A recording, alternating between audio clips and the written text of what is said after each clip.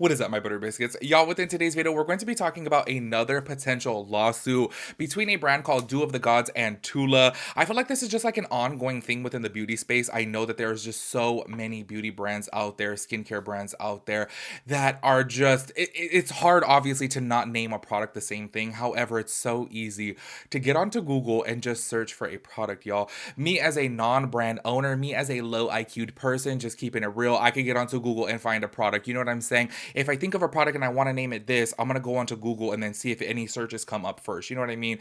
And I feel like Tula is like really dropping the ball here with this. However, this is going to be a very interesting topic, and that's why I wanted to talk about it, because this specific product, to my understanding, I'm going to go into the full details within today's video. But to my understanding, this product was not trademarked by the brand Do of the Gods. However, they were selling it years before Tula. However, Tula is in the process of trademarking it as well, or they already did trademark it. But this brand Do of the Gods has several receipts that they have been selling this product for years now. This is where I say, like, I just don't understand with like a brand like Tula, who is a big brand sold inside like Sephora's and Ulta's, and they're just a really successful brand.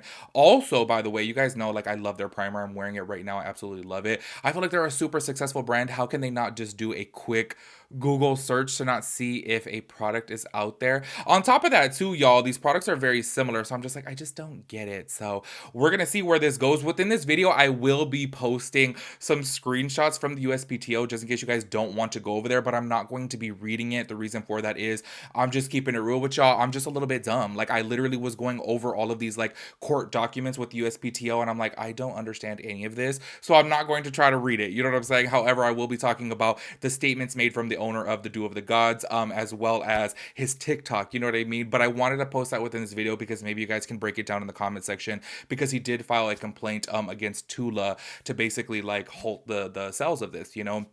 I went over to the USPTO and I was like, okay, I see everything here, but it's just not making sense in my head. There's a lot of like legality. There's a lot of like legal terms, and I'm just like, I don't really get it. So anyways, if you guys are interested in hearing about this topic, of course, go ahead and keep on watching. Make sure you guys give this video a big thumbs up. I would really appreciate that. And let's go ahead and get into it. All right, y'all. So I want to go ahead and start this off by reading a statement from Ryan Dubs. He is the owner of Do of the Gods. And I want to go ahead and read this right here from his Instagram story. He did make a TikTok, and I will be playing the full TikTok. Normally, I don't really play TikToks that are that long because I think it's like 3 minutes.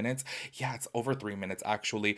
Normally I don't really play that in my videos, but I do feel like it is very important to hear what he has to say. On top of that too, he does have a lot of receipts within his video, so I feel like it's very important. So before we get into that though, let me go ahead and read this statement right here that he posted to his Instagram. He said, I am ready to talk publicly about the intellectual property litigation I am currently involved in. I've been wanting to talk about this for a while, as I feel what this brand is doing is wrong. I want to stand up for small businesses and fight against major corporations intimidating small brands. The following information is all public now, and I've worked with my attorneys to craft this video based on public data. I will not stand for what this brand is doing, and I hope you don't either. Other than this video, my comments will remain in the courtroom/trial until.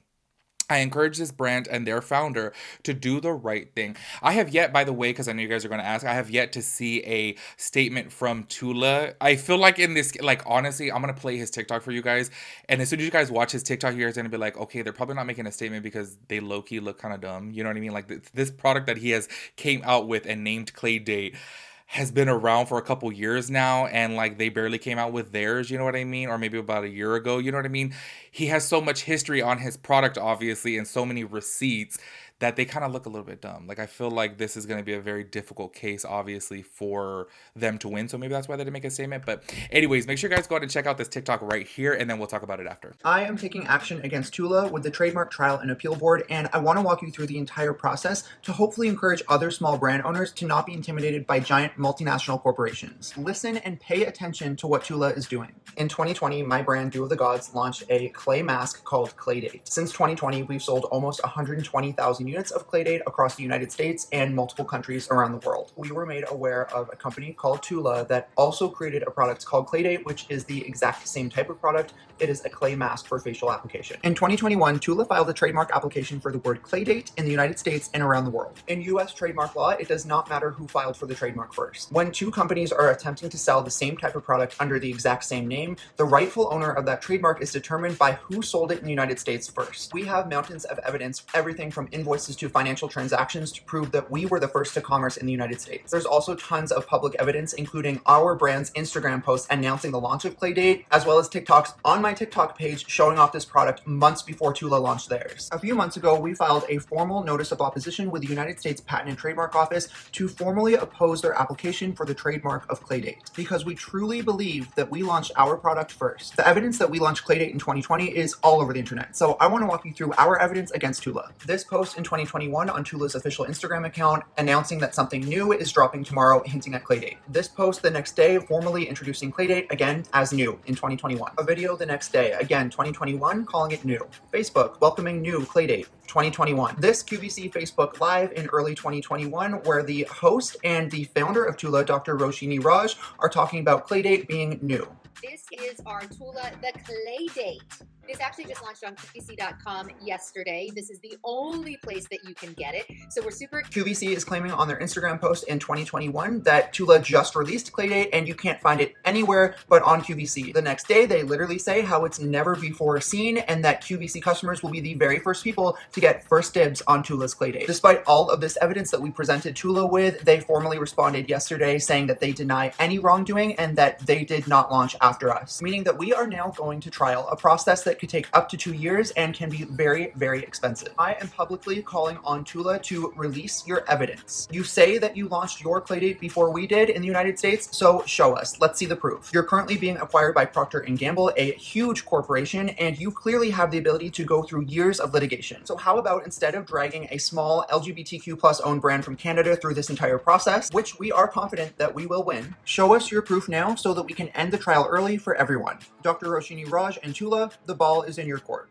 So as y'all can see from right there, he has all the receipts about it. It did come out last year. Sorry, my correction. I thought it was this year that Tula came out with the Claydate product. However, it was last year, but his was still out before that.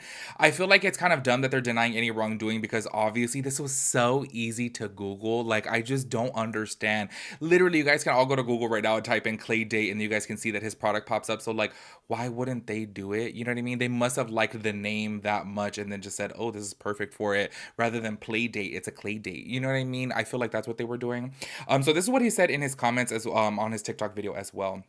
He tagged at Tula Skincare and said, formal response was filed yesterday and provided no evidence. The case is public and I encourage you to follow it on the TTAB website, which is the website that I was telling you guys about. You guys can see these screenshots right here about the case, which I'm just like, oh, I'm a little too dumb to read. Anyways, here's what people are saying in his comment section right here. It's pretty black and white. It's embarrassing how they're denying it. And he even says, like, it's all Googleable, LOL. Like, legitimately, like, I'm like, right before this video, I Googled it and it's like, bam, it's right there. So like, how come Tula wouldn't do it? And I do feel like it sucks when big brands always feel like they just are entitled to things. You know what I mean? And I'm like, okay, clearly he had it out first, you know? I do feel like he did make the mistake of not trademarking it to cover his end. Obviously, that can be very tricky. But then also sometimes people either A, forget, B, just don't have the money for it. You know what I mean? And on top of that too, it's my understanding, I could be wrong, but I think I read somewhere, I saw somewhere that he's from Canada. So like maybe things are different over there versus here in the US. You know what I mean? Somebody else commented right here too, why you didn't trademark it as soon as you released it. And he actually posted this on his stories on Instagram, and this was his response to it. We were a very small brand and didn't know how or have the budget to do it. Lesson learned, but it doesn't matter anyways, per US law. So like he's saying right there, it is a lesson learned. Obviously now moving forward, I'm sure he will trademark every single product, but I just feel like it sucks. I feel like it's going to probably come down to the point to where either they're just both going to have the product name Claydate or Tula would buy them out. I just don't see Tula bowing down and saying, you know what, we made a mistake and we didn't Google this, so we're going to just stop, you know, the production of this product. I don't see that going through, only because they're a multi-million-dollar company, you know what I mean? And he is a little bit more of an indie brand. So obviously it's just way more difficult, you know what I mean? And I think that this sucks because it's always like the person with the most money always wins, you know what I mean? And I feel like that really sucks because clearly he put a lot of heart and soul and money into this product, and clearly he came out with the idea first, so it should go to him. However, being that he doesn't have the trademark for it, I don't know how this will play out. I'm really curious to know what exactly Tula would say, especially because he even said within his video that they're not providing any evidence that they had this product in circulation before he did. So I'm really curious to know what their formal like letter is going to be to the public, if they even make one, you know what I mean? But I will be doing a follow-up video if they do. However, I kind of really doubt that because they're staying kind of silent. I thought they would make some type of, you know what I mean, some type of statement about it, but they're not. Like I said, probably because they look a little dumb. Like, it was just so easy to Google. Like, literally just Google it. You know what I mean? Anyways, make sure you guys let me know your thoughts and opinions on everything, and I'll catch you guys in my next video. Peace out, Girl Scout.